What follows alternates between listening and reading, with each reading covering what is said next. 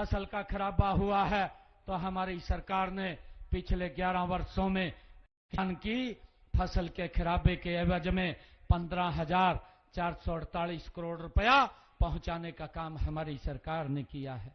साथियों, मैं ये भी बताना चाहूंगा कि हमसे पहले कांग्रेस की सरकार भी 10 साल तक इस प्रदेश के अंदर रही है। उनके शासनकाल में साथियों 1,138 करोड़ रुपए का मुआवजा राशि जारी की गई। किस प्रकार से किसानों के साथ मजाक करते थे। लोग देखते हैं, लोग विचार करते हैं, लोग मंथन करते हैं, और अब ये वोट चोरी को लेकर के लोगों में एक भ्रामक प्रचार फैलाने का काम कर रहे हैं। साथियों, मैंने बताया है कि कांग्रेस सरकार किसानों की 269 करोड़ रुपया मुआवजा वो भी छोड़ करके चली गई थी, जिसको 2014 के बाद जब हमने हरियाणा प्रदेश के अंदर आप सबके आशीर्वाद से यहां की जिम्मेवारी ली, तो 2015 में 269 करोड़ रुपया हमने किसान के मुआवजे का वो भी जारी किया है। साथियों, हमने अपने संकल्प पत्र में कहा था कि हम किसानों के ऊपर अंग्रेजों के जमाने से चल रहे अभियान को उसको समाप्त करेंगे। हमने उस अभियान को जड़ से समाप्त किया और किसान को 133 करोड़ रुपया उसको भी माफ करने का काम हमारी सरकार ने किया है। साथियों, हमने जमीनों अगर कोई व्यक्ति अपनी भूमि की रजिस्ट्री कराना चाहता है, हमारे अभी कैप्टन साहब बोल रहे थे कि भ्रष्टाचार की उन्होंने बात किया था, परंतु एक बात कहना चाहता हूं, ये सरकार ये कोई समझौता करने वाली सरकार नहीं है। हमने कहा है, आज भी मैं हंसी की सरदारी के बीच में कह रहा हूं, कितना बड़ा कोई अधिकारी होगा अगर भ्रष्टाचार के लिप्त है, ये सरकार 1 मिनट भी कार्रवाई करने में नहीं लगाएगी, तुरंत उसके खिलाफ कार्रवाई करेगी। और मैं आपको ये विश्वास दिलाता हूं, हंसी की सरदारी को ये विश्वास भी दिलाता हूं कि हमने जो तहसील के अंदर भ्रष्टाचार की आवाजें आती थी उसको पेपरलेस फेसलेस किया है। आज आपको तहसीलदार के पास रजिस्ट्री कराने के लिए नहीं जाना पड़ता। आज आप घर बैठे अपने मोबाइल से अपनी रजिस्ट्री की पूरी भाइयों कोटिंग लिख करके अपलोड करेंगे, और हमने टाइम बाउंड किया है, और उस टाइम बाउंड के अंदर आपके पास ओटीपी आएगा, और ओटीपी आपके जाकर के जो सेलर होगा, जो परचेजर होगा या ग्राइंडर उसके साथ होगा, वो तीनों लोग जा करके अपनी फोटो तरवाएंगे, अपने साइन करेंगे और रजिस्ट्री लेकर के घर आ जाएंगे। भाइयों, हमने भ्रष्टाचार पे एक बड़ी चोट करने का काम हमारी सरकार ने किया है। साथियों, हम चाहते हैं इस भ्रष्टाचार से आम जन को मुक्ति मिले, और हमारी सरकार इसको लेकर के निरंतर गति से काम कर रही है। हमारा हर जगह ध्यान भी है, ऐसा नहीं है, हमारी आंख हर विषय के ऊपर है। हम एक एक चीज को देखते हैं। मेरे को हर रोज लगभग 400, 500, 1000 हर रोज लोग आकर के मिलते हैं। अगर किसी को कोई दिक्कत होती है, उसके खिलाफ तुरंत कार्रवाई वहीं से है, उसके ऊपर एक्शन लिया जाता है। ये नहीं है कि उसके अंदर समय लगता है। मुझे खुशी है बताते हुए कि मेरे पास जो लोग मिलने के लिए आए, मेरे पास जो एप्लीकेशन आई, 1,42,000 एप्लीकेशन लोग मेरे हाथ में दे करके गए, और मुझे खुशी है बताते हुए आपके बीच में मेरे पास 40,000 लोगों की रिकॉर्डिंग भी है।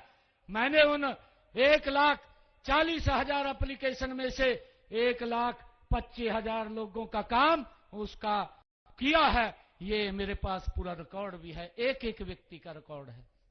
और कोई भी व्यक्ति अगर हरियाणा के किसी भी कोने से आता है, बाकायदा उसकी बात सुन करके उसके ऊपर कार्रवाई की जाती है। ये हमारी सरकार का एजेंडा है। साथियों, मुझे खुशी है कि हमने हाल ही में सोनीपत में मुख्यमंत्री अंत्योदय परिवार उत्थान योजना का ये दूसरा चरण हमने शुरू किया है। हमारी सरकार का ये सोच है, हमारा लक्ष्य भी है कि गरीब से गरीब परिवार की वार्षिक आय 1,80,000 रुपए से कम नहीं रहनी चाहिए, उसकी इनकम बढ़नी चाहिए। उसको लेकर के निरंतर हमारी सरकार काम कर रही है। साथियों, हम इसी प्रकार जो अनुसूचित जाति में जो उनको आरक्षण दे करके उनके अधिकार को देने का काम भी हमारी सरकार ने किया है, जिसका हमने अपने संकल्प पत्र में बात भी कही थी। साथियों, मुझे ये भी खुशी कि हमने हरियाणा प्रदेश के अंदर जो बुजुर्गों को सम्मान भत्ता देते हैं उसको भी 200 रुपए बढ़ाने का काम हमारी सरकार ने किया है, और पिछड़ा वर्ग क्रीमी लेयर की आय की सीमा भी 6 लाख से बढ़ा करके 8 लाख रुपए करने का निर्णय ये हमारी सरकार ने किया है।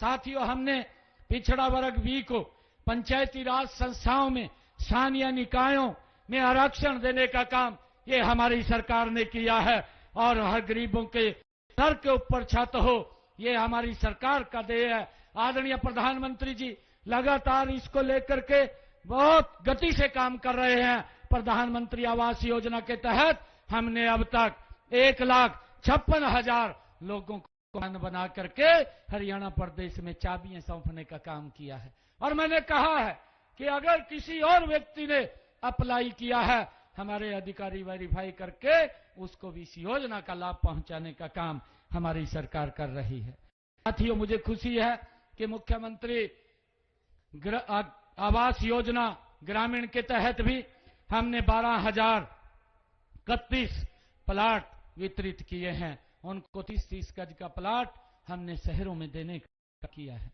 साथियों, मुझे खुशी है कि अब तक धन के अभाव में कोई भी गरीब इलाज से वंचित न रहे।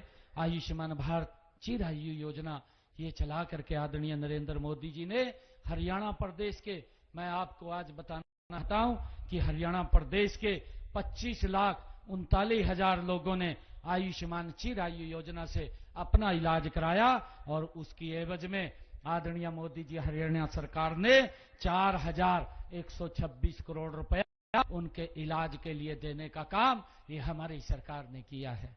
साथियों, मैं ये भी कहना चाहता हूं कि हमने ये भी कहा था अपने संकल्प पत्र में कि जो किडनी के रोग के पेशेंट हैं, 8 तारीख तक हरियाणा के सरकारी हॉस्पिटल, मेडिकल कॉलेज और मेडिकल यूनिवर्सिटी में उनका जो डायलिसिस है वो फ्री होगा। हर महीने किडनी के पेशेंट को जब वो डायलिसिस कराने के लिए जाता था उसका 25,000 रुपए महीने का खर्च होता था। बहुत सारी दिक्कतें परिवार के सामने खड़ी हो जाती थी, परंतु हमने निर्णय किया ये सारा का सारा खर्चा हरियाणा सरकार वहन करेगी। आज किसी का भी कोई 5 पैसे नहीं लगता, उसका फ्री इलाज किया जाता है। साथियों, इसी प्रकार जब से मैंने ये बागडोर संभाली है हरियाणा प्रदेश के अंदर, 1 वर्ष के अंदर मैंने 34,000 युवाओं को बिना पर्ची बिना खर्ची के हरियाणा सरकार में रोजगार देने का काम किया है। और इसी प्रकार पिछले 11 वर्षों की अगर हम बात करें, लगभग हरियाणा प्रदेश के अंदर 1,80,000 युवाओं को बिना पर्ची बिना खर्ची के हरियाणा सरकार ने रोजगार देने का काम किया है। साथियों, जुलाई माह में कॉमन पात्रता परीक्षा का वो पेपर हुआ था। आप सब जानते हैं कि हमारे बेटे बेटियों को पेपर देने के लिए गए हैं। मैं तो धन्यवाद करता हूं आप सबका कि आपके यहां पर भी अगर कोई पेपर देने के लिए आया, आप लोगों ने भंडारे लगा दिए, आप लोगों ने चाय की कमी नहीं छोड़ी, एक भी बच्चे को कोई दिक्कत नहीं आने दी।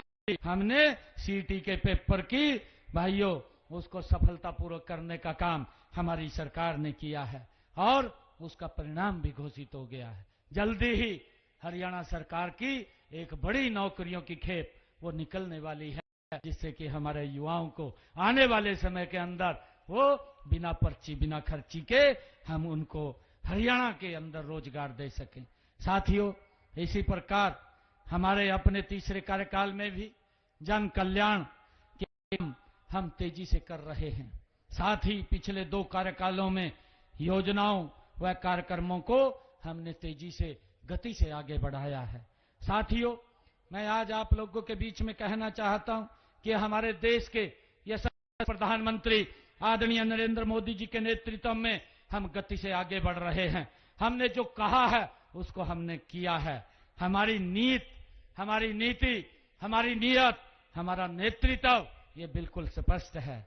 हमने व मानव विकास के पैमानों पर हरियाणा को एक विकसित राज्य बनाने का हमने संकल्प लिया है। साथियों, लेकिन ऐसा विकसित हरियाणा कुर्सी के जो पीछे लगे हुए हैं, जिन्होंने अपने कार्यकाल में जिस प्रकार से हरियाणा को लूटने का काम किया, जिनके कार्यकाल में जब से कांग्रेस पार्टी का जन्म हुआ आजादी के बाद, तब से भारत को लूटने का काम कर रहे हैं, ऐसे लोग अपनी कुर्सी लड़ाई तो लड़ते हैं, जनता की लड़ाई नहीं लड़ते। जो रोज रोज नई नई झूठ बोल करके और वो अफवाह फैलाते रहते हैं और वो बोलते रहते हैं कि भाई वोट चोरी हो गया, वोट चोरी हो गया, कांग्रेस की देन थी ये वोट चोरी, कांग्रेस की देन थी ये वोट चोरी की बात कर रहे हैं। भाइयों, आपने तो कांग्रेस ने लोगों की जेब चोरी की है, और जब लोगों की जेब चोरी की है तो आपको बाहर का रास्ता दिखाने का काम किया है। अब तो मैं वालों से कहना चाहता हूं कि भाई ये एक ब्रिक सा चूर्णकूट का वो कांग्रेस वालों पर पचा दो, जिससे उनका पेट खराब ना हो, उनका पेट ठीक रहे। ये मैं आप लोगों से आग्रह करता हूं। साथियों, पिछले कुछ दिनों से कांग्रेस अपनी खोई हुई राजनीतिक जमीन को तलाशने के लिए भाइयों वोट चोरी का ये भ्रामक प्रचार कर रही है। सच्चाई यह है कि कांग्रेस पार्टी जो खुद अपने राजनीतिक इतिहास में फर्जीवाड़े, भ्रष्टाचार और लोकतंत्र की हत्या की वो प्रतीक रही है, आज वो इस प्रकार के आरोप लेकर के चल रही है। साथियों, देश की जनता जानती है कि यही वही कांग्रेस पार्टी है